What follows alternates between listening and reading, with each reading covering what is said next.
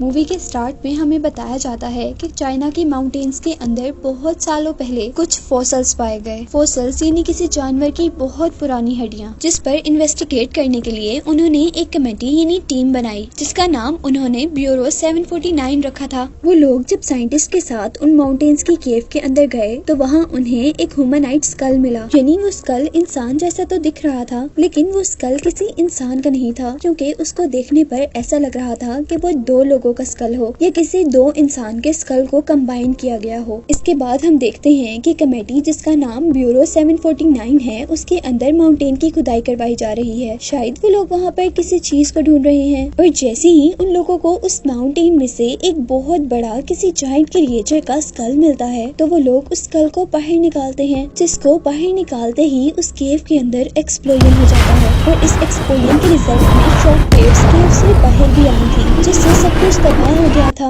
इस इंसिडेंट के बाद साइंटिस्ट यांग इस केव के अंदर रिसर्च करना चाहते थे, जो कि बिल्कुल भी आसान नहीं था। इसलिए वो इस काम के लिए कुछ सोल्जर्स को चुनते हैं, जिनमें इनकी बेटी यांग पिंग भी थी। और उसी के साथ साथ हम इस टीम में इस मूवी के मेन कैरेक्टर यानी हीरो ह्यू बाई को देखते हैं। ह्यू बाई और उसके फ्रेंड के साथ साथ इस टीम में और भी बहुत से लोग थे। और अब हम देखते हैं कि वो लोग केव के अंदर जा रहे थे, और आगे बढ़ने पर वो लोग ऐसी जगह पर पहुंचते हैं जिसके बारे में माना जाता था कि वो जगह घोस्टली ट्राइब है। यानी वहाँ पर पहले घोस्ट रहा करते थे, पर अब वो घोस्टली किंगडम वहाँ से खत्म हो गया था। इस केव से निकलकर वो लोग माउंटेन की दूसरी तरफ पहुँचते हैं, जहाँ स्नो पर उन्हें एक निशान नजर आया था। वो निशान एक बहुत बड़ी क्रिएचर का फुटप्रिंट था, यानी उसके पाँव का निशान था, जिसे देखकर साइंटिस्ट यांग बहुत ज्यादा हैरान हुए थे, जिसके बारे में उन्होंने फौरन अपने हेडक्वार्टर अपने डायरेक्टर को इन्फॉर्म किया था। उससे थोड़ा सा आगे बढ़ने पर उन्हें बहुत सारी बैट्स नजर आती हैं, जो कि आम बैट से कुछ डिफरेंट थी, क्योंकि उनका कलर ब्लू था। और यहीं पर हम देखते हैं कि वो बैट्स साइंटिस्ट यांग पर अटैक कर देती हैं, लेकिन उतने में ही एक सोल्जर आगे बढ़कर उस बैट को कैच कर लेता है। और जिस हाथ में सोल्जर ने उस बैट को कैच किया था, उसी वक्त सोल्जर का वो हाथ जलने लगा था,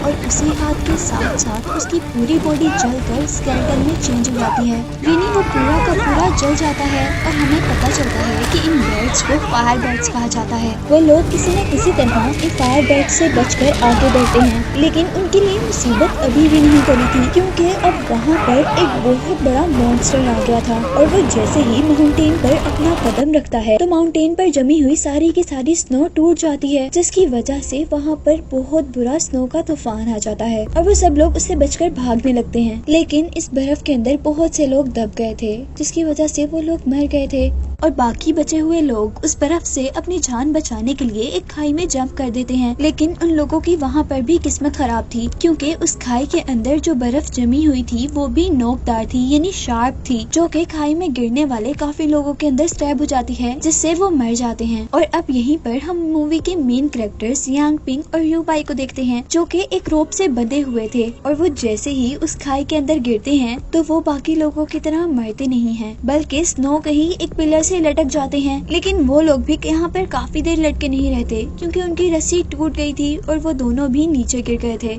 सीन कट होता है और हमें कुछ देर बाद का सीन दिखाया जाता है, जहाँ पर ह्यू बाई को होश आया है और वो देखता है कि लकीली वो जिंदा बच गया है, और उसके साथ यांग पिंग भी है। और साथ ही वो देखता है कि यांग पिंग के फादर यानी साइंटिस्ट यांग के साथ साथ उसका दोस्त भी बच गया था। और अब साइंटिस्ट यांग उन्हें लेकर आगे बढ़ते हैं, और वो लोग अब एक टावर तक पहुँचते हैं, जिसका नाम था डीमन टावर। जहाँ आने पर हमें पता चलता है कि साइंटिस्ट यांग इस जगह को काफी सालों से ढूंढ रहे थे, और मूवी की पूरी मिस्ट्री भी इस टावर में ही छुपी हुई है। वो साइंटिस्ट जैसे ही टावर के सामने रखे हुए कैंडल जलाते हैं, तो वो टावर भी जलने लगता है, और यहीं जहाँ पर उन्होंने कैंडल जलाई थी वहाँ से एक बहुत बड़ी लाइट वेव भी प्रोड्यूस हो रही थी, यानी एक बहुत बड़ी लाइट वेव निकल रही थी। और साथ ही साइंटिस्ट अपनी बेटी यांग पिंग और ह्यू बाई से कहते हैं कि ये टावर एक बहुत लंबे अरसे से बंद है, और ये किसी का वेट कर रहा है कि कोई आए और उसे खोले। इसलिए अब वो उन दोनों को अंदर जाने का कहता है, और उन दोनों के टावर के अंदर जाते ही टावर का ऊपर वाला हिस्सा खुलने लगा था, जहाँ से बहुत तेज लाइट नीचे आ रही थी, जैसे उन्होंने कोई सूरज का दरवाजा खोल दिया हो। और उसी के साथ साथ उस टावर से बाहर हम बहुत से लोगों की सोल्स देखते हैं, और उसी के साथ बाहर हम देखते हैं कि वहाँ पर मौजूद पत्थर हवा में उड़ने लगे थे और इससे पहले कि वो टॉवर पूरी तरह से खुल पाता, हम देखते हैं कि ह्यूबाई का फ्रेंड जल्दी से उस कैंडल के ऊपर गिर जाता है जो कैंडल साइंटिस्ट ने जलाई थी और उस कैंडल के बुझते ही वो टॉवर भी बंद हो जाता है। और यहाँ हम पर रिवील होता है कि ये सब कैप्टन ने जानबूझकर किया था क्योंकि वो डीमन टॉवर को नहीं खोलना चाहता था, जिसकी रीजन हमें आगे पता चलेगी। यहाँ अब वो आदमी ह्यूबाई को सारी बातें बता ही रहा था कि उन पर पहले वाली फायर बैट्स अटैक कर देती हैं और यहाँ पर ह्यूबाई का फ्रेंड बाकी लोगों को वहाँ से भगा देता है और खुद उन बैट्स की अट्रैक्शन बनकर वहाँ पर खड़ा रहता है। जैसे ही सारे लोग वहाँ से दूर हो जाते हैं और सारी की सारी बैट्स उसके करीब आ जाती हैं, तो वो अपने आप को ग्रेनेड से ब्लास्ट कर लेता है।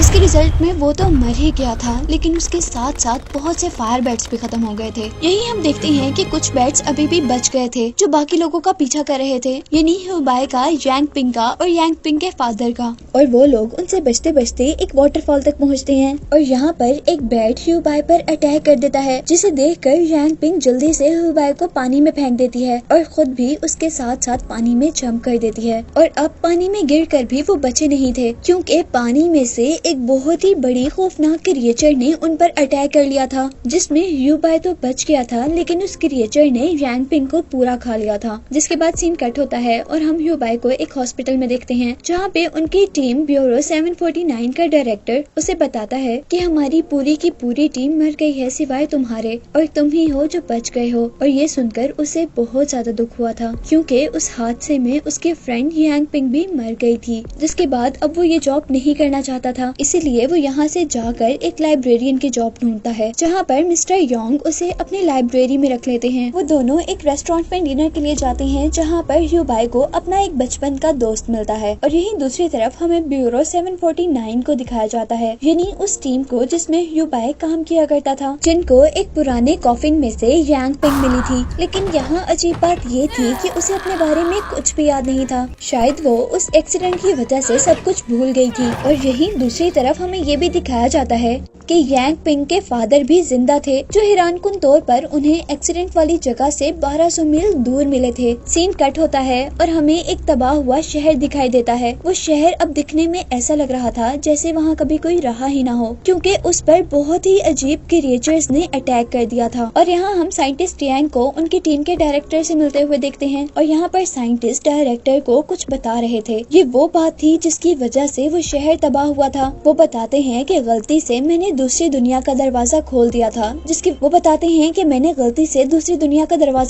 था, जिसकी वजह से बहुत से एलियंस और क्रिएचर्स यहाँ पर आ गए हैं और यहाँ आकर वो तबाही फैला रहे हैं और अब मुझे ये सब रोकना होगा। यहाँ हम देखते हैं कि लाइब्रेरी के जरिए ह्यूबाई को पता चल गया था कि साइंटिस्ट यांग पहले भी उस टावर पर गए हुए हैं और इवन उन्होंने उस टावर पर किताब भी लिखी हुई है। वो अब ये सोचकर हैरान था कि वो दोबारा उस टावर को क्यों ढूंढ रहे थे और अब वो इन सब चीजों से कंफ्यूज होकर उस डीमन टावर पर रिसर्च करना शुरू कर देता है। जो करते हुए एकदम से उसकी कमर पर आग लग जाती है और ये आग बिल्कुल वैसी ही आग जैसी आग फायर बैट से लोगों को लगती थी। यहाँ पर ह्यूबाई का फ्रेंड जो कि उसे रेस्टोरेंट में मिला था, वो आकर जल्दी से उस आग को बुझाने की कोशिश कर रहा था, लेकिन आग बुझने के बजाय ह्यूबाई अपने ही फ्रेंड को मारकर वहाँ से दूर गिरा देता है और फिर वो अपनी पावर्स का यूज करते हुए उस रूम में मौजूद सारी की सारी चीजें हवा में उठा देता है। और तभी यहाँ पर मिस्टर वैंग आते हैं जो कि लाइब्रेरियन थे। वो आकर सारी चीजों को अपने मैजिक से नीचे करते हैं और यहाँ ह्यूबाई की बॉडी से आग भी बुझ जाती है। पर अब सवाल ये था कि ह्यूबाई के अंदर इतनी सारी पावर्स कैसे आ गई थी।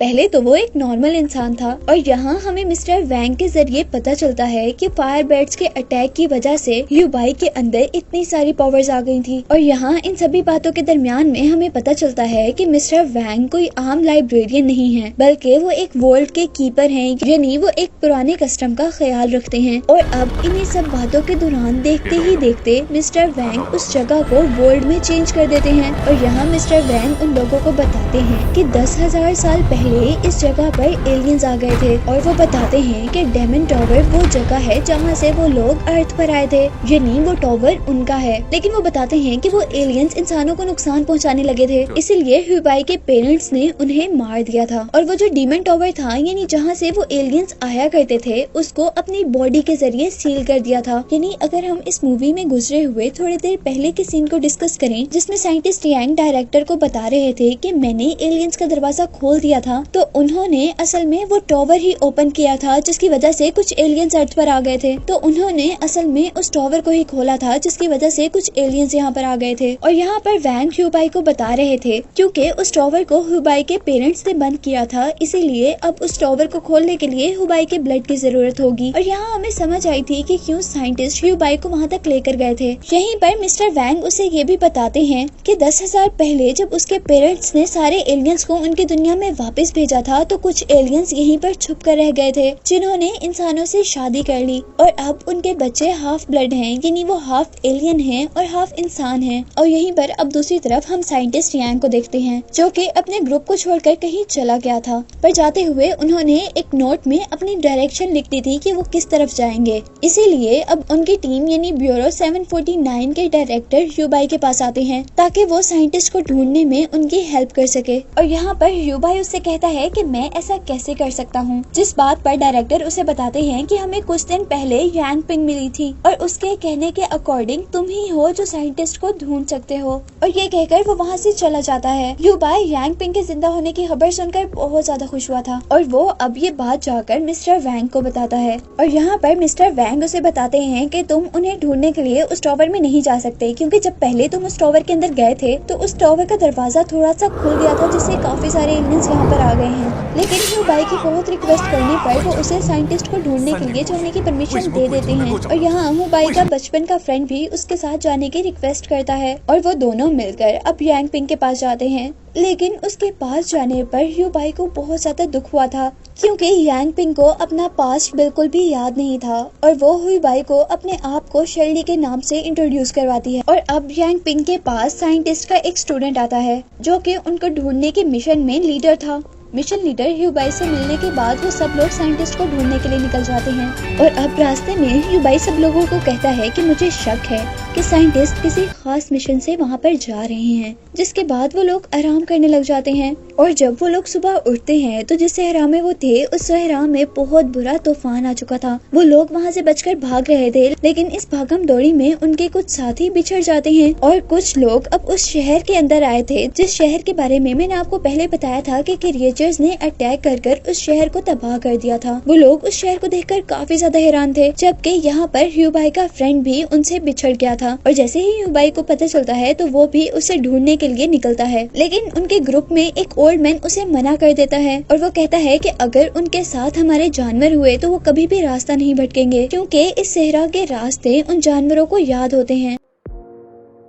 और यहीं अब हम दूसरी तरफ ह्यूबाई के फ्रेंड के साथ बाकी लोगों को भी देखते हैं जो उनसे बिछड़ गए थे, जहाँ पर एक बहुत ही बड़ा अजीब सा मॉन्स्टर उन लोगों पर अटैक कर देता है और उनमें से काफी सारे लोगों को मार देता है। जबकि ह्यूबाई के फ्रेंड को वहाँ पर एक साइकिल मिल जाती है और ह्यूबाई के फ्रेंड के साथ साथ एक और आदमी उस मॉन्स्टर के क्रिएचर से बचते हुए ह्यूबाई तक पहुँच जाते हैं। और यहाँ पर ह्यूबाई अपने फ्रेंड को देखकर बहुत ज्यादा खुश था। वो बहुत डरा हुआ यहाँ पर पहुँचा था और रोते हुए वो सबको क्रिएचर्स के बारे में बता रहा था। वो सबसे रिक्वेस्ट करता है कि हमें यहाँ से चलना चाहिए और अब ह्यूबाई अपने मिशन लीडर को वहाँ से चलने को कह रहा था लेकिन मिशन लीडर उससे कहता है कि हम ये मिशन नहीं छोड़ सकते। और यहाँ वो अपने मिशन का मेन मकसद बताता है। वो कहता है कि हमारा मकसद सिर्फ साइंटिस्ट को ढूंढना नहीं है बल्कि उन क्रिएचर्स को भी ढूंढना है जो कि लोगों को मार रही है। लेकिन ह्यूबाई यहाँ से चलने की जिद कर रहा था और वो अपने साथ साथ यांग पिंग जो कि अब शर्ली थी उसे भी जाने को कहता है लेकिन शर्ली भी नहीं मानती। और वो मिशन लीडर उससे कहता है कि तुम डर कर यहाँ से क्यों भाग रहे हो? क्या तुम्हें वो सब लोग भूल गए हैं जो माउंटेन्स पर तुम्हारे साथ थे और वो सब के सब मर गए थे? और ये बात सुनकर ह्यूबाई भी इमोशनल होकर उनके साथ मिल जाता है। और इन्हीं बातों के दौरान अब उन्हें क्रिएचर की भी आवाज आने लगी थी। वो लोग जल्दी से अपने वेपन्स उठाकर तैयार हो जाते हैं और जैसे ही वो मॉन्स्टर उन पर अटैक करता है तो वो सब लोग अपनी गन से उस पर शूट कर उसे 1 मिनट के लिए तो गिरा देते हैं। लेकिन यहाँ मुसीबत अभी टली नहीं थी क्योंकि उनके पीछे से एक और क्रिएचर उन पर अटैक करने के लिए आ गया था। वो लोग दूसरे मॉन्स्टर पर भी शूट कर रहे थे लेकिन वो मॉन्स्टर बच रहा था और वो मॉन्स्टर जल्दी से आगे भाग जाता है जिसके पीछे अब यांग पिंग यानी शर्ली भी भाग रही थी। और यांग पिंग को भागता हुआ देखकर अब ह्यूबाई भी उसके पीछे पीछे भागते हुए एक ऐसे रूम में पहुंचता है जहां पूरी रूफ पर इंसानों की डेड बॉडीज लटकी हुई थी और उसी रूम में जमीन पर उसे एक बहुत बड़ा सा होल दिखता है। और यहीं बाहर हम बाकी लोगों को देखते हैं जहाँ उनके सामने बहुत सारे क्रिएचर्स आ गई थी और वो उनसे लड़ने की तैयारी कर रहे थे, जबकि ह्यू भाई उस होल से होता हुआ एक टनल में आ गया था और वो टनल आकर एक ऐसे वोल्ट में खुली थी जो वोल्ट उसे मिस्टर वैंग यानी लाइब्रेरियन ने दिखाई थी, जिसके बारे में उन्हें बताया था कि उस वोल्ट का ख्याल वो खुद रखते हैं और यहाँ इस वर्ल्ड में एक क्रिएचर उस पर अटैक कर देती है, जिस क्रिएचर के अटैक से अब ह्यू भाई वहाँ पर गिर गया था और तभी यहाँ पर शर्ली आती है और वो उस क्रिएचर से ऐसे मिलती है जैसे वो उसका पेट हो और वो क्रिएचर भी उसके साथ नॉर्मल बिहेव करता है, जबकि शर्ली यानी यांग पिंग अपने मैजिक का यूज करते हुए ह्यू भाई की बॉडी को उठाकर वहाँ पड़े एक कॉफिन में डाल देती है और इस कॉफिन के अंदर सरप्राइजिंगली ह्यू भाई के सारे जख्म ठीक हो गए थे और अब उसकी आंख खुलने पर वो डीमन टावर के अंदर था जो मूवी के स्टार्ट में हमने देखा था और उसे यहाँ पर पास्ट के वियंस आ रहे थे और यहाँ हम देखते हैं कि जब पानी के अंदर यांग पिंग पर किसी क्रिएचर ने अटैक कर दिया था तो वो क्रिएचर उसे उठाकर डीमन टावर तक लेकर आई थी और उसके वहाँ पहुँचते ही उस टावर के अंदर से एक लाइट प्रोड्यूस हुई थी जो कि असल में एक सोल थी और उस सोल ने यांग पिंग पर कुछ मैजिक किया था और उसके मैजिक से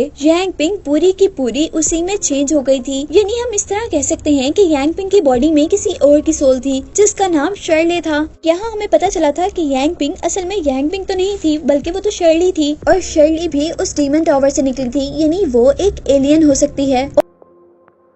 और अब हमें मूवी में दिखाया जा रहा था कि असल में शर्ली ही उन सारी क्रिएचर्स की हेल्प से वहाँ लोगों पर अटैक करवा रही थी और यहीं पर शर्ली ह्यू भाई के फ्रेंड और उसकी एक और साथी पर अटैक करवाता है अपनी क्रिएचर से, लेकिन ह्यू भाई का फ्रेंड जल्दी से अपनी साथी को एक बस के अंदर बुला लेता है, लेकिन वो क्रिएचर उनका पीछा नहीं छोड़ती, यहाँ तक कि वो क्रिएचर सारी की सारी बस भी तोड़ देती है। जबकि दूसरी तरफ हमें दोबारा डीमन टावर का सीन दिखाया जाता है जहाँ पर ह्यू भाई था, जहाँ पर वो एलियन शर्ले जिसने यांग पिंग को अपने काबू में किया हुआ था वो ह्यू भाई को उस टावर को खोलने को कह रही थी। जैसा मैंने आपको पहले बताया कि ह्यू भाई ही वो इंसान है जो इस टावर को खोल सकता है और यहाँ पर शर्ली उसे कहती है कि तुम अगर ये टावर खोल दोगे तो मैं तुम्हें यांग पिंग वापस कर दूंगी। यहाँ शर्ली जब देखती है कि वो इस बात पर तैयार नहीं हो रहा तो वो उसे कहती है कि मैं तुम्हारी टीम के हर बंदे को मार दूंगी, लेकिन ह्यू भाई अभी भी उसकी बातों में नहीं आया था और वो कहता है कि तुमने अगर ऐसा किया तो मैं तुम्हें ही मार दूंगा, लेकिन मैं इस टावर को नहीं खोलूंगा। और उसकी ये बात सुनकर अब शर्ले उसे वहाँ पर टेलीपोर्ट कर देती है जहाँ पर उसके साथी शर्ली के क्रिएचर से लड़ रहे थे। यहाँ पर ह्यू भाई भी उन क्रिएचर से लड़ने लग जाता है,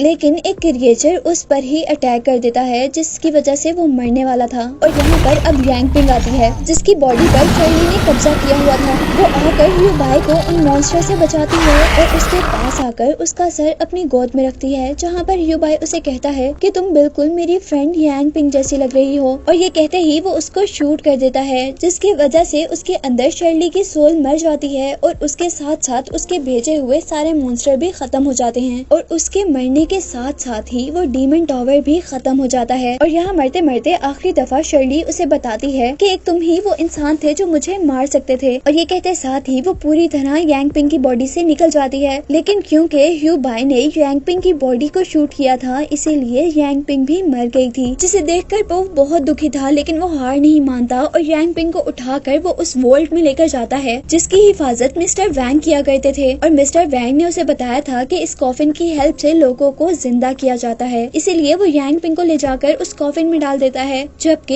यहाँ पर हमें यांग पिंग के पास्ट के बारे में बताया जाता है। यहाँ हमें पता चला था कि यांग पिंग के फादर जो कि एक साइंटिस्ट थे, उन्होंने एक एलियन से शादी की थी और क्योंकि अब उसके अंदर थोड़ी सी एलियंस के भी कैरेक्टरिस्टिक्स थे इसीलिए वो लोगों को जिंदा कर सकती थी और जब उसने एक चिड़िया को जिंदा किया था तो उसकी मॉम ने उसे ये करने से मना कर दिया था और क्योंकि यांग पिंग की मॉम भी यंग एज में मर गई थी इसीलिए यांग पिंग भी यंग एज में मर सकती थी और उसको बचाने के लिए उसके फादर यानी साइंटिस्ट उस डीमन टावर को ढूंढ रहे थे ताकि वो उस डीमन टावर के अंदर जाकर उस कर्स का कोई ना कोई इलाज ढूंढ सके। जबकि यहीं पर एक मूवी के स्टार्ट में हमने देखा था कि वो सब लोग एक बर्फानी खाई में गिर गए थे, तो असल में वो सब लोग वहाँ पर मर गए थे और यहाँ पर यांग पिंग ने अपनी पावर्स का यूज करते हुए ही वहाँ सबको बचाया था, यानी जिंदा किया था। और क्योंकि यांग पिंग के अंदर ही वो पावर्स थी जिसकी वजह से वो इंसानों को जिंदा कर सकती थी, तो ये पावर किसी और के अंदर नहीं थी और इन्हीं पावर्स की वजह से वो कॉफिन जो कि लोगों को जिंदा किया करता था उसने यांग पिंग को जिंदा नहीं किया था, जिसकी वजह से उसका फ्रेंड ह्यू बाई बहुत ही दुख से उसे यहाँ पर छोड़कर जा रहा था। और अब मूवी के लास्ट सीन में हम देखते हैं कि उनके जाते हुए उनके पीछे वो क्रिएचर अभी भी जिंदा है, जिसको दिखाते हुए ये मूवी एंड हो जाती है।